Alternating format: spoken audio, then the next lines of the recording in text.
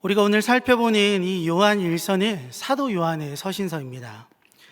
그렇다면 사도 요한이 이 서신서, 이 편지를 통하여서 이 편지를 받는 사람들에게 말하고자 하는 바, 강조하고자 하는 바는 무엇일까요? 사실 이 편지는 혼란스러운 상황 속에 보내진 편지입니다. 거짓 교사들로 인하여서 신앙의 기준이 모호해진 공동체 가운데 보내진 서신이기 때문입니다. 그렇다면 여러분, 오늘 이 서신서의 전체적인 내용은 어떤 내용들을 주로 다루고 있을까요? 당연히 믿고 소망하며 바라는 바가 모호해진 그들을 향하여서 참된 그리스도인의 모습에 대한 그것이 모호해진 그들을 향하여서 너희가 소망해야 할 것, 그리고 너희가 바라봐야 할 것, 그리고 너희의 올바른 신앙의 기준이 무엇인지에 대한 이야기로 아마 가득하지 않겠습니까? 오늘 본문은 특별히 참된 믿음과 신앙의 기준에 대해서 이야기하고 있습니다. 그렇다면 여러분, 오늘 본문이 우리에게 말해주고 있는 참된 신앙과 그리고 그 행하는 것의 기준은 무엇일까요? 참된 신앙이 그의 삶 가운데 있다라는 것을 확신하게 해주는 증거는 여러분 무엇일까요?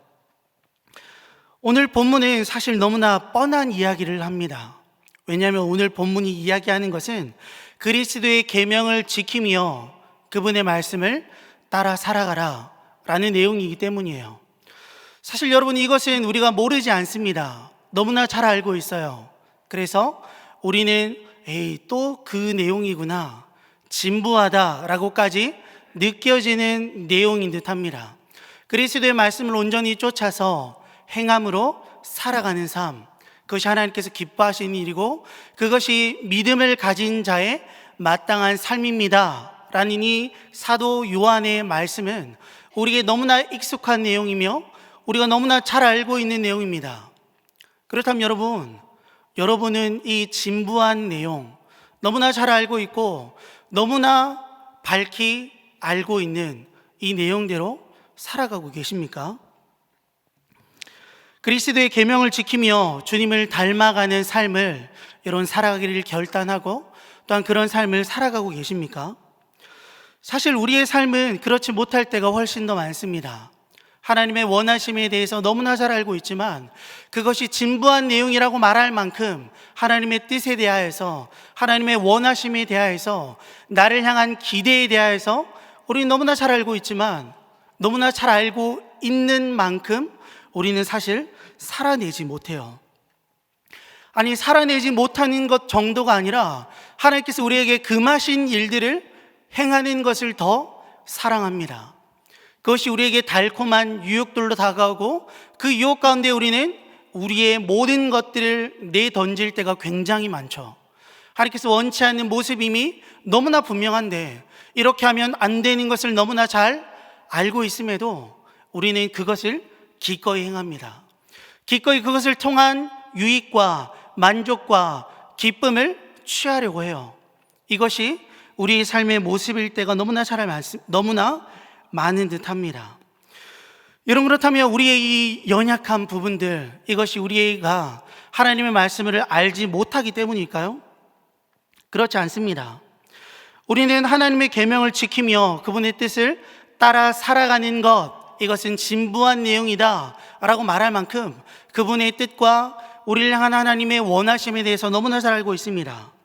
하나님께서 우리에게 원하시는 바, 우리에게 기대하시는 삶은 여러분 어떤 삶이죠?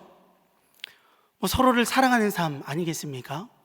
하나님의 몸된 공동체를 더 세워가는 삶, 이 교회를 든든한 공동체로 서로 사랑하며 정말 화합하고 하나님의 은혜가 충만한, 서로를 권면하며 서로를 위해서 기도하며 서로를 나보다 더 낮게 여기는 그런 공동체로 세워가는 것, 이것이 하나님께서 우리에게 원하시는 모습 아니겠습니까? 하지만 우리의 모습은 어떨 때가 더 많죠? 이것과는 정반대일 때가 굉장히 많아요. 하나님의 말씀대로 살아가지 않는 것에서 멈추는 것이 아니라 하나님의 말씀을 적극적으로 대항하며 대적하며 하나님의 원하심과는 전혀 반대되어지는 행동대로 살아갈 때가 훨씬 더 많음을 우리는 너무나 잘 알고 있습니다. 너무나 잘 알고 있지만 결코 그 말씀 앞에 우린 우리의 삶을 맞추지는 못해요. 때로는 여러분 그렇게 살아가고자 노력합니다. 내가 그래 잘못됐지, 나의 삶 그래 잘못됐어, 하나님께서 이런 삶을 원치 않으실 거야 라는 그 생각이 불현듯 우리에게 찾아올 때 우리는 그런 삶을 끊어내려고 노력해요. 그리고 하나님께서 원하시는 모습대로 살아가고자 시도합니다. 그 결과는 뭡니까? 여러분, 잘 됩니까? 잘 되지 않지 않습니까? 실패를 경험하지 않습니까? 그리고 그 실패 앞에, 반복되는 실패와 좌절 앞에 여러분 어떻습니까? 네, 하나님께서 과연 이런 나를 사랑하실까? 라는 그런 근본적인 질문을 우리 자신에게 던지기도 합니다. 그리고 그런 질문 앞에서 머뭇거리는 그런 태도를 취할 때가 굉장히 많아요. 오늘 본문은 그런 우리를 향하여 하는 말씀 같습니다. 오늘 본문은 죄와 은혜 가운데 성도가 어떻게 살아야 하는지, 우리가 어떻게 결단하고 우리가 어떤 관점으로 이 삶을 살아가야 하는지에 대하여서 너무나 잘 보여주고 있습니다. 그렇다면 여러분, 오늘 성경 본문이 우리에게 말해주는 삶은 이런 어떤 삶일까요? 1절은 이렇게 시작하죠. 나의 자녀들아, 내가 이것을 너희에게 쓰면 너희로 죄를 범하지 않게 하려 함이라. 분명 말합니다. 죄를 짓지 말아라 라고 말이죠. 오늘 본문이 그렇게 시작합니다. 죄를 짓지 말아라. 죄에서부터 우리의 삶을 멀리해라, 그것을 경계하라 라는 경고의 메시지로 오늘 본문은 시작하고 있어요. 왜 여러분 우리에게 죄를 짓지 말라고 권면합니까? 그 결과가 우리가 너무나 잘 아는 사망이기 때문입니다. 로마서 6장 23절입니다. 죄의 삭은 사망이요 하나님의 은사는 그리스도 예수 우리 주 안에 있는 영생이니라. 성경은 분명히 말합니다. 죄를 지은 이에 마땅한 삭, 그가 취할 마땅한 몫은 뭐라고 말합니까? 네, 사망이다 라고 단언하고 있습니다. 이런 그 어떤 여지도 주지 않습니다. 사망일 수도 있어, 사망일 거야, 이런 말 애매모호하게 말하지 않습니다. 뭐라고 단언합니까? 죄의 삭은 사망입니다. 죄를 지었다면 그에 마땅한 대가, 여러분에게 돌아가야 할 마땅한 몫은 사망입니다 라는 선포의 메시지가 바로 로마서 6장 23절의 메시지예요. 그 어떤 여지도 없습니다. 하지만 여러분, 참 다행인 것은 무엇입니까? 하나님께서 그런 우리를, 그것을 받아 마땅한 우리를 그렇게 내버려 두지 않으신다라는 거예요. 죄를 지어서 우리에게 돌아가야 할 마땅한 몫이, 우리가 취해야 할 마땅한 대가가 사망인데 하나님께서 그렇게 우리를 버려두지 아니하신다라고 말해요. 우리의 삶이 멸망으로, 사망으로 하나님께서 끝나지 않게 우리를 보듬어 주신답니다.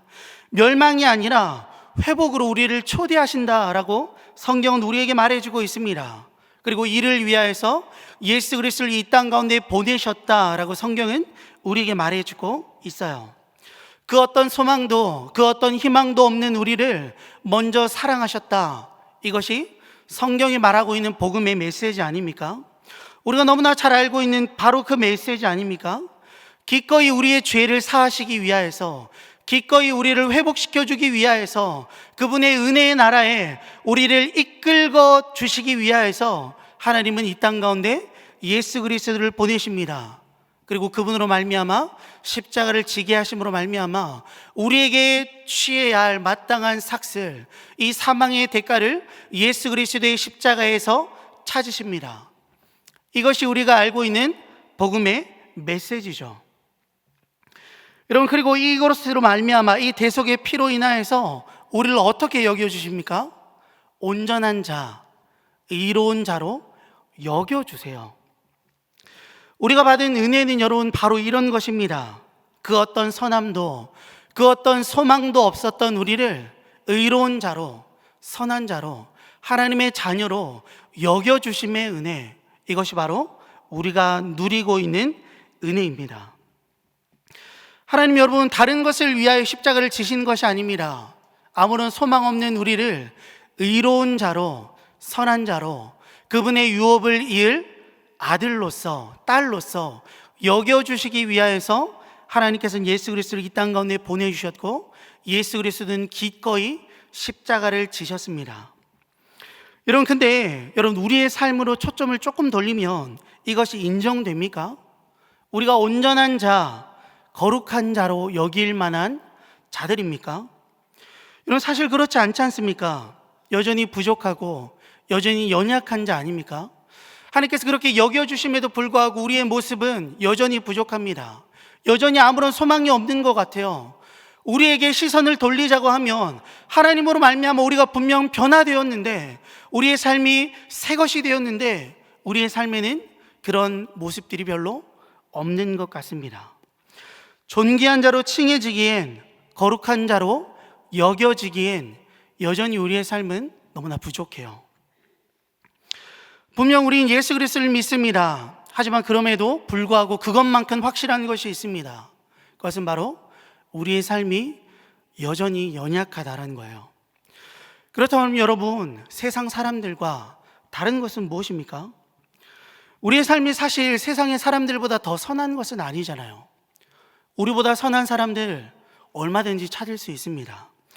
우리보다 더 온전한 삶을 살아가는 사람들, 더 귀하게 살아가는 사람들 더 많지 않습니까? 그렇다면 여러분, 우리가 그들보다 나은 것, 그것은 무엇입니까? 1절 후반절입니다. 만일 누가 죄를 범하여도 아버지 앞에서 우리에게 대언자가 있으니 곧 의로우신 예수 그리스도시라. 여러분, 우리에게 다른 것이 있습니다. 그것은 무엇입니까? 우리가 그들보다 더 선하다라는 것이 아닙니다. 우리에게 다른 것은 무엇입니까? 우리에게는 그들에게 없는 대언자가 계시다라는 사실입니다.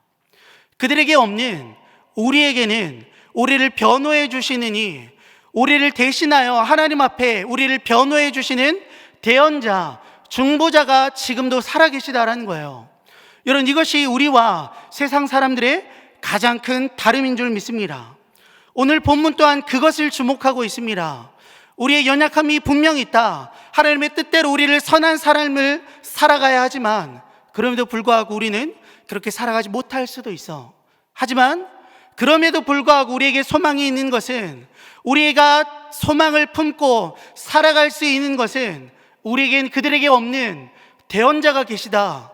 오늘 본문은 우리에게 그렇게 말해주고 있습니다. 여러분, 이 땅을 살아가는 모든 이들은 언젠가 마지막 때 하나님의 심판대 앞에 서게 됩니다. 그 누구도 예외가 없습니다.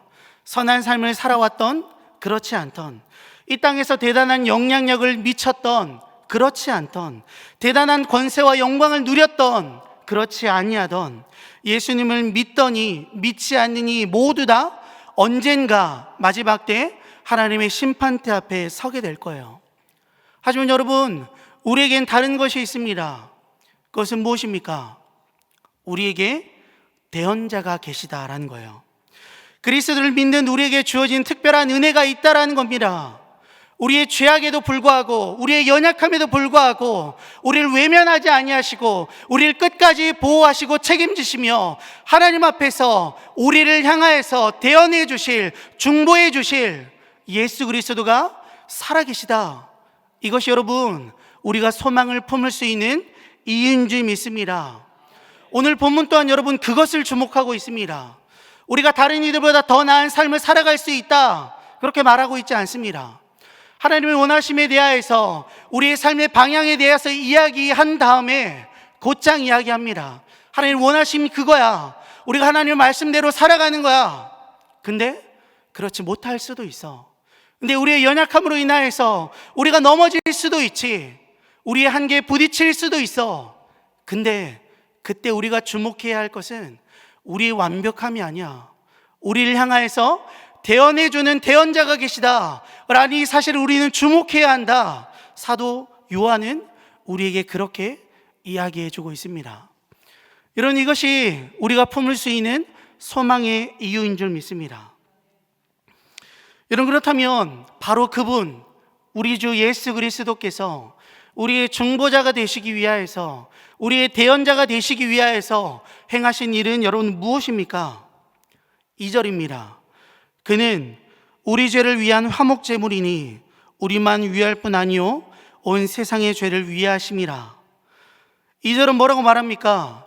그분이 이것을 위하여서 화목제물이 되셨다라고 이야기하고 있습니다. 주님께서는 하나님과 우리의 깨어진 관계를 완벽하게 온전하게 회복하기 위하여서 그분이 친히 제물이 되셨다. 오늘 2절은 우리에게 말해주고 있습니다. 화목제는 쉘렘이라고 히브리어로 일컫습니다. 뜻은 완전하게 되다, 온전하게 되다 라는 말이에요. 무슨 말입니까? 하나님과 우리와의 사이가 죄로 인하여서 깨어졌지만, 죄로 인하여서 틀어졌지만, 예수 그리스도께서 이 땅 가운데 오셔서 그 깨어진 관계, 그 틀어진 관계를 완벽하게 하셨다, 회복하셨다라고 오늘 본문 속에 사도 요한은 말해주고 있습니다. 혹자들은 말합니다. 예수님께서 십자가를 지신 그 사건은 예수님에겐 쉬웠을 거야 라고 말이죠. 여러분, 과연 그렇습니까?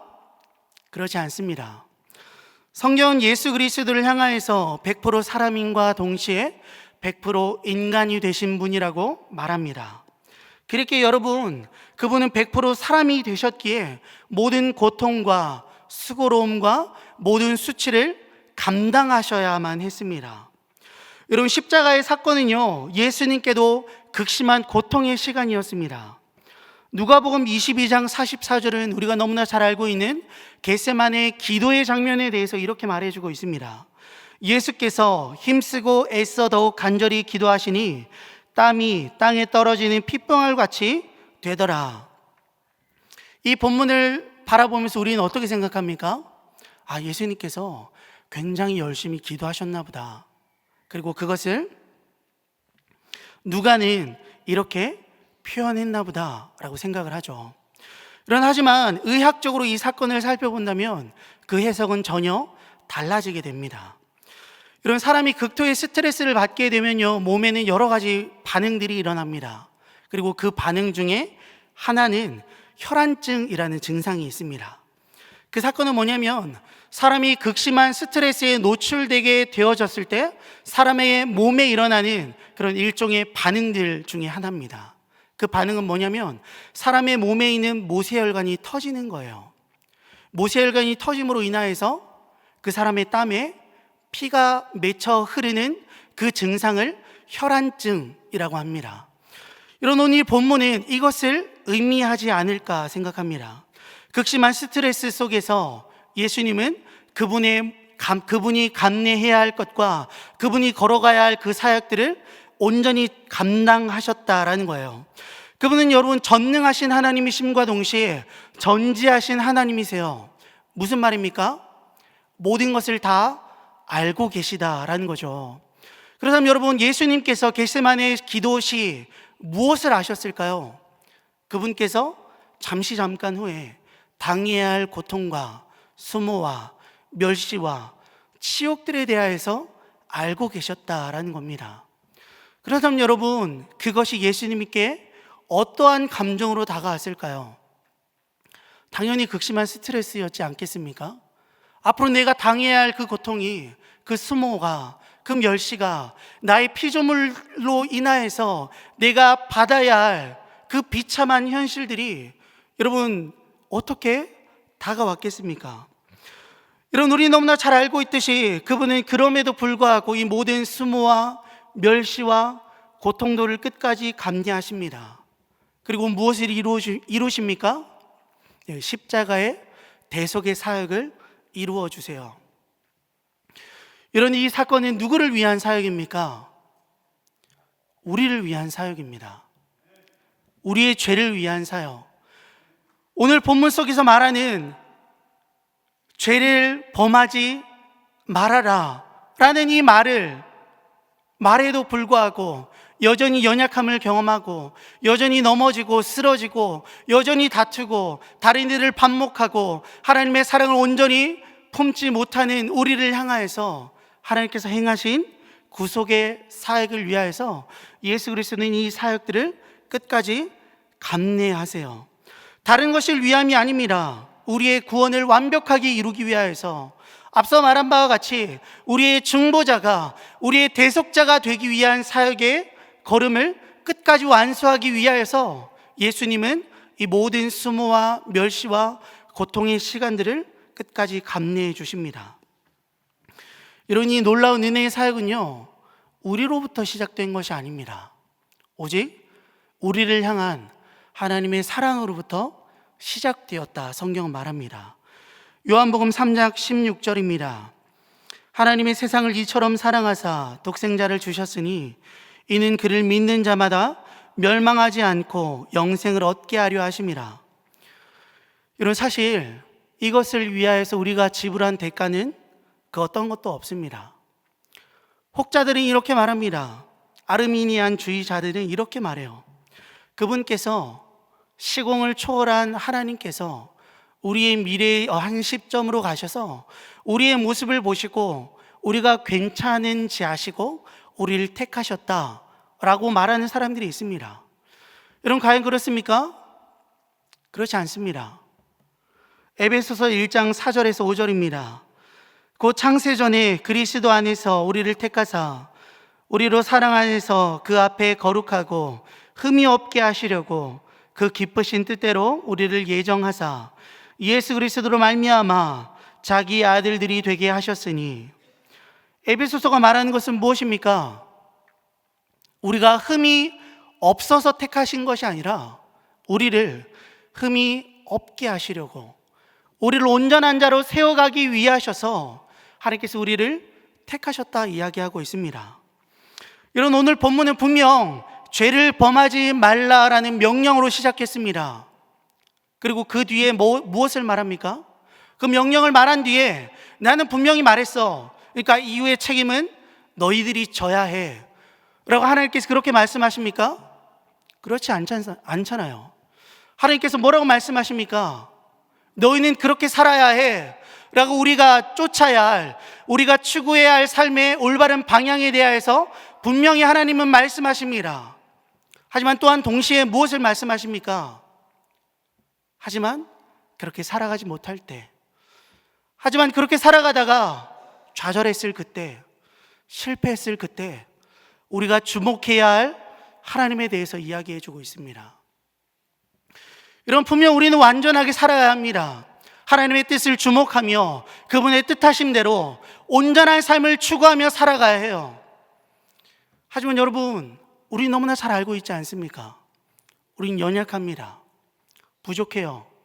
그렇게 살아가고자 노력하지만, 가끔은 정말 발버둥치지만 그렇지 못할 때가 너무나 많습니다.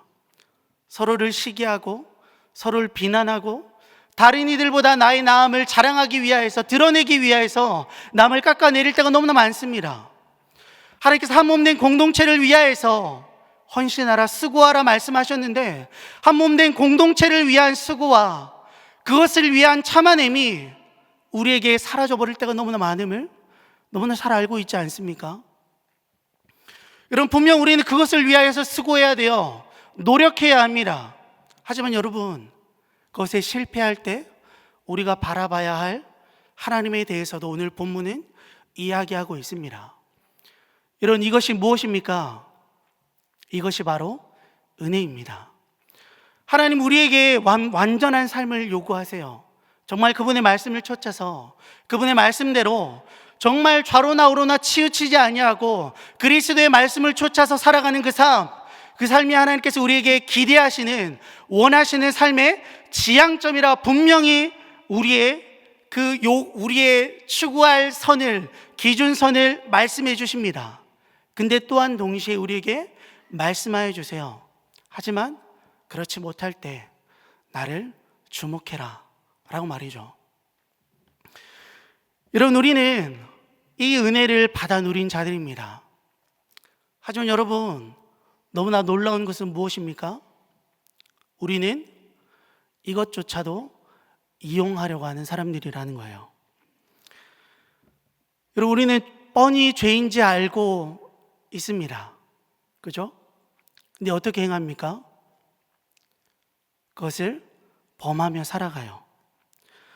뻔히 죄인지 아는데, 뻔히 하나님께서 원하시지 않는 행동임을 아는데도 불구하고 덮어놓고 그것을 행합니다. 그리고 나서 어떻게 행합니까? 네, 회개하죠. 이런 이것이 이 은혜에 반응하는 정말 올바른 삶입니까? 그렇지 않지 않습니까? 정말 여러분, 이 은혜를 우리가 누렸다면 그러면 안 되는 거 아닙니까? 하나님의 원하심이 우리에게 분명히 보여졌다면, 그 은혜와 그 기대들이 우리 가운데 온전히 선포되었다면 여러분, 그렇게 살아가면 안 되는 거 아닙니까? 이런 하나님 분명히 우리에게 말씀하십니다. 서로를 사랑하라 라고 말이죠. 그리고 우리는 그 뜻을 너무나 잘 알고 있습니다.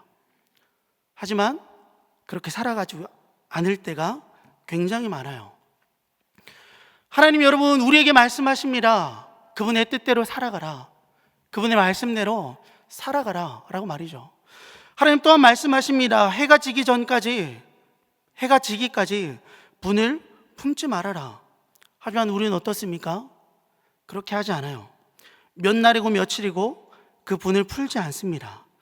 상한 그 관계의 골을 해결하려고 전혀 노력하지 않습니다. 그저 눈 감고 지나갈 뿐이죠. 하나님의 뜻이 우리에게 알려지지 않았습니까? 그것을 우리가 모릅니까? 아니지 않습니까? 그런데도 불구하고 우리는 그것에 대하여서 우리의 눈을 애써 감을 때가 굉장히 많습니다. 이외에도 시기와 질투, 미움과 다툼 등의 우리를 방임할 때가 훨씬 더 많죠. 그리고 어떻게 생각합니까? 회개하면 되지. 여러분, 과연 그렇습니까? 그렇지 않습니다. 성경은 여러분, 오늘 본문에 죄를 계속해서 범하는 이들을 어떻게 바라봅니까? 계명을 지키지 않는 자들이라 말합니다. 하나님의 뜻에 순종하지 않는 자들이라고 분명히 말하고 있어요.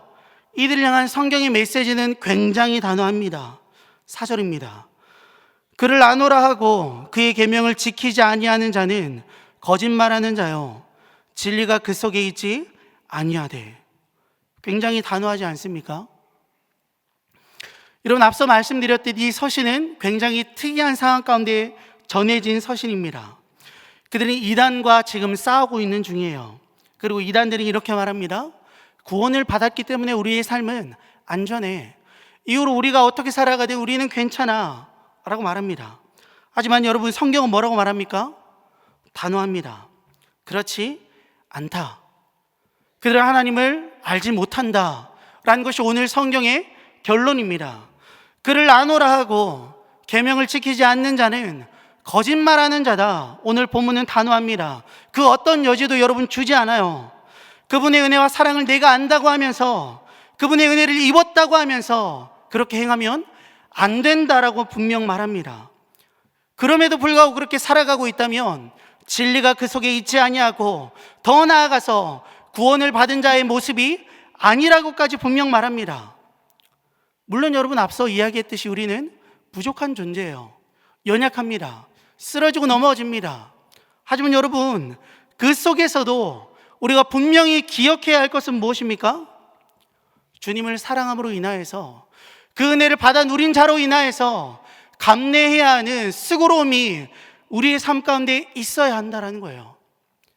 여러분, 그런 수고로움이 여러분 그 삶 가운데 있습니까? 나의 삶은 아니지만, 나의 정말 육신은 그것을 원하지 아니하지만 하나님께서 원하시기에 그래도 조금이라도 양보하고, 조금이라도 사랑하려고 하고, 조금이라도 뭔가를 세워가려고 하는 그런 수고스러움이, 그런 노력들이 여러분의 삶 가운데 여전히 살아있습니까? 여전히 남아있습니까? 여러분, 만약 그런 노력들이, 그런 수고로움이, 그런 고민들이 여러분의 삶 가운데 단 한 톨도 없다면 오늘 본문의 메시지는 단호합니다. 이런 우리가 조금 더딜 수는 있어요. 그런 삶이 많지 않을 수도 있습니다. 하지만 여러분, 분명한 것은 무엇입니까? 그런 삶이 있어야 된다라는 거예요. 그런 수고스러움이, 그런 고민들이 하나님의 뜻에 맞춰서 살아가기 위한 그런 노력들이 우리의 삶 가운데 분명히 있어야 한다는 거예요. 여러분, 우리의 삶은 어떻습니까? 주를 믿음으로 인하여서 주의 말씀을 순종하기 위한 수고로움이, 번거로움이, 그런 고민들이 여러분 가운데 있는지 다시 한번 우리의 삶을 돌이켜보는 우리가 되었으면 좋겠습니다. 앞서 말씀드렸듯 우리의 삶은 분명 연약합니다. 분명 부족해요. 하지만 그것보다 훨씬 더 분명한 것은 그런 수고로움이 우리의 삶에 있어야 한다라는 겁니다. 우리를 사랑하신 그리스도의 놀라운 사랑과 은혜를 힘입어 그 수고스러운 삶을 기꺼이 살아가는 우리가 되었으면 좋겠습니다. 우리를 붙드시고 우리를 사랑하시는 그 주의 은혜로 말미암아, 그 주의 사랑으로 말미암아 기꺼이 살아가기를 결단하는 은혜들이 우리의 삶 가운데 가득 넘치기를 간절히 소망합니다.